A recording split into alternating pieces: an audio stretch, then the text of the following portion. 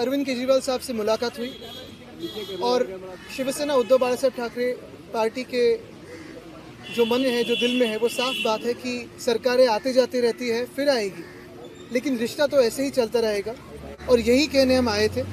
उन्होंने जो पिछले 10 सालों में दिल्ली में जो काम किया है वो सारी जनता जानती है। ये जो चुनाव हुआ उसमें चुनाव का बहुत बड़ा हाथ था, आशीर्वाद था, और भाजपा ने चुनाव आयोग के तो आभार मानने ही ज़रूरी है। लेकिन यही बात है, कल जैसे मेरी राहुल जी से बात हुई, आज अरविंद जी से बात हुई, इंडिया गठबंधन हो या फिर हम सारी पार्टीज़ हो, कहीं ना कहीं हमें ये सोचना ज़रूरी है कि अभी अगला स्टेप क्या है, क्योंकि हमारी डेमोक्रेसी फ्री एंड फेयर नहीं रही है, इलेक्शंस फ्री एंड फेयर नहीं रहे। तो लड़ते तो रहेंगे, देश के हित में लड़ते रहेंगे। आपकी आवाज़ हो, मीडिया की आवाज़ हो, जनता की आवाज़ हो तो उठाते रहेंगे, और जो भी देश के अच्छे का हो, सड़क पे उतरना हो, लड़ना हो तो लड़ते रहेंगे। बस यही था।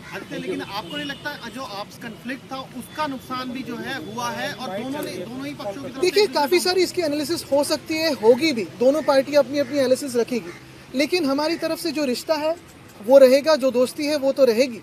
इसके आगे मैं कहना चाहता हूँ कि जो काफ़ी सारी जगहों में वोट्स काटे गए थे, जो वोट्स डिलीट हुए थे, उस पर भी कभी ना कभी विचार करना ज़रूरी है, क्योंकि वो वोटिंग का अधिकार लोगों से छीना गया था, वो चुनाव में छीना है, तो उस पर भी विचार विमर्श होना ज़रूरी है। आदित्य जी, क्या इस इशू पे वोटर डिलीशन एडिशन पे आपकी कोई चर्चा हुई दिल्ली महाराष्ट्र दोनों को लेके? देखिए, आज तो कर्टसी कॉल था, आज तो यही कहने आए थे कि रिश्ता तो ये जारी रहेगा।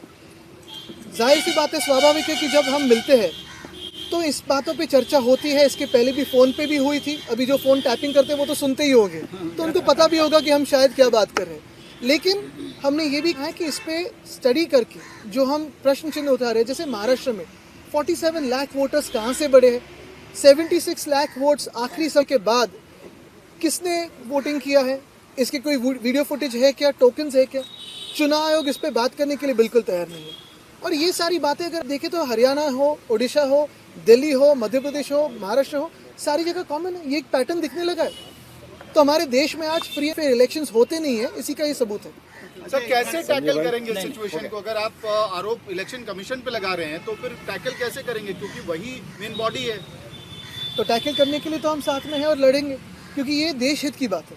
देखिए, कोई भी चुनाव जीत सकता है, हार सकता है, जीत भी सकता है वापस उसके बाद में, लेकिन फ्री एंड फेयर इलेक्शंस होना जरूरी है। अभी कई चुनाव आने वाले हैं, निगम के कई चुनाव, हरियाणा में आम आदमी पार्टी लड़ रही है, आप लोग लड़ रहे हैं, क्या इसे लेकर कोई स्ट्रेटजी? बिल्कुल लड़ते रहेंगे और अपनी अपनी स्ट्रैटेजी सुधारते रहेंगे। तो वोट कटिंग क्या? देखिए, चुनाव आयोग के साथ हम चेस का गेम खेल रहे हैं, वो कोई एक तरीका अपना रहे तो हमें उसका एक उत्तर देना पड़ेगा, तो वो खेलते रहेंगे।